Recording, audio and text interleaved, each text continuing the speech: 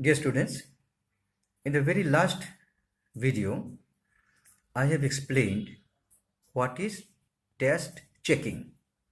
Is included this chapter audit sampling unit 3 of your paper auditing and assurance become fourth semester. In this video, I'll discuss with you the applicability of test checking. Okay, you have understood what is test checking, that you have to take few transactions and examine those transactions and make comment on the total transactions, total business, total financial statements. But now I'll be just explaining under which situations, under which circumstances test checking is applicable. Test checking is not applicable in all circumstances. Then in which circumstances test checking is applicable? Dear students, you please write the points. Number one point, you can write when there are large volumes of identical or routine transactions. Routine transactions means identical transactions. Identical means same type of transactions. Large volume of transactions of same type, similar type. In that case, you can use test checking. Number one is clear. Transactions are very large. Okay, if transactions are very few, then why should you go for test checking? You check everything and make comment on that. When transactions are very, very large volume of transactions, in that case, the auditor may choose to apply test checking. Then, when another point, please write, when the auditor has to certify the accounts very quickly after the close of the accounting period. Okay, so there's a question of time. Auditor does not have much time. Auditor has to give the report very quickly just after the completion of the accounting period. If the auditor checks each and every transaction, it will take lot time, and he will not be able to finalize his report and submit his report within the due date. In that case, the business will be in trouble because the company or whatever the organization has to submit the audit report to different authorities. If the audit report is not prepared in time, then the organization will be in trouble. So the auditor has to make the audit report within a stipulated time.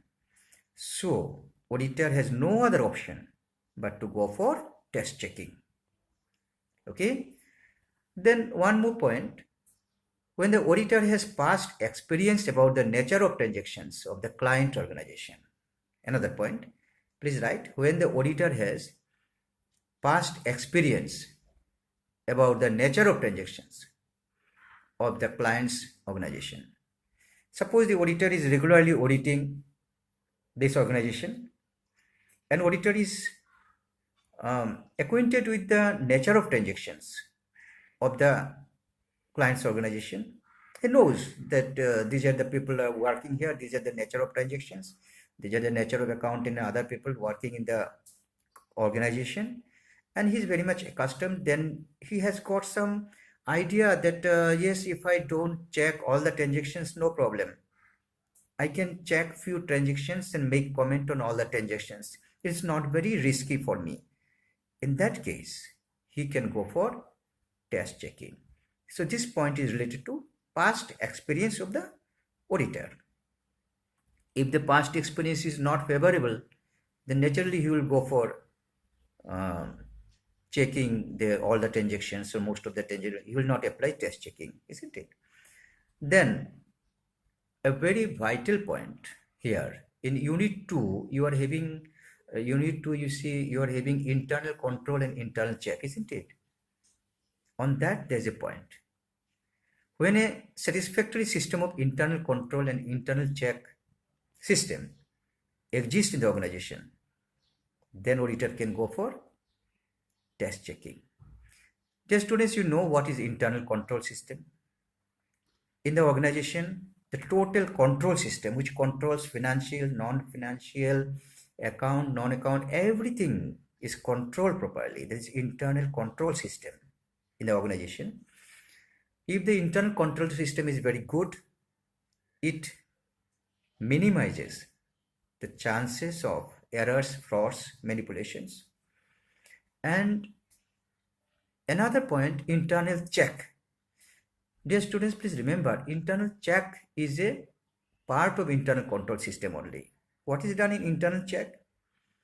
One particular work is divided into several parts, and one person does one part, another person does another part. No person does the whole work. That is internal check system. Let me give you an example. Suppose you go to Big Bazaar or any mall, you choose the product, choose the goods, then you pick up from the person, but you don't pay him money. You take it to a counter and pay him money, and then with that receipt and with the goods that you purchased, you come to the gate. That person is checking and allowing you to go out. Here you see, one person is giving you the goods, another person is taking money from you, another person is giving you gate pass, and after that in the organization, the person who received the cash from you is not maintaining the cash book, he's not maintaining the account. Some other person is cashier is there, and the person who is the cashier doing the work of cashier, duties of cashier, he is not depositing the money into bank. That some other person is there. So one particular transaction is divided into different parts, and one person is doing one part, another person is doing another part. This is internal check system. So what happens in this system, when one person does one work, then it goes to the next person for the next part, then it is automatically checked by the next person whether first person is done correctly or not. Then second person work is checked by third person. So this is internal check system, dear students. So when internal check system and internal control system both are very satisfactory in the organization, then auditor need not go for complete checking. Auditor will choose test checking. That's why when auditor goes to a company for auditing, when an auditor staff goes to a company or an organization for auditing, see, auditing means checking the entries is okay, examining the entries, but before that, what the auditor does, or his auditor's kinds staff, auditor's assistant do, they first verify whether the internal check system and internal control system are satisfactory or not. They first verify that.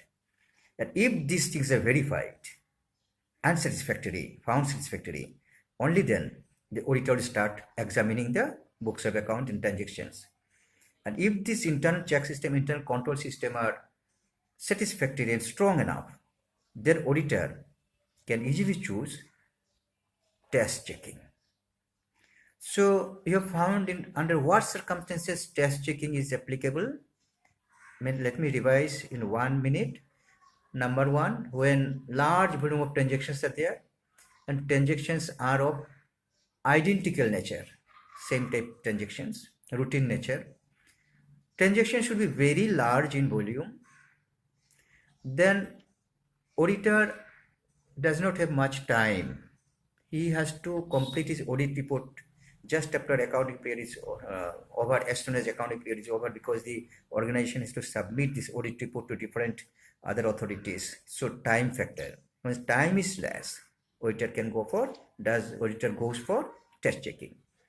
And next, I told you past experience. When the auditor has good past experience about the organization, about the staff members of the organization, and he believes that this organization is more or less okay, fine, there's no chances of errors, frauds, etc. They're minimized.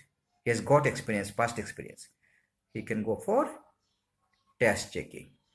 And last, I told you that auditor will verify whether internal check system and internal control system are satisfactory or not.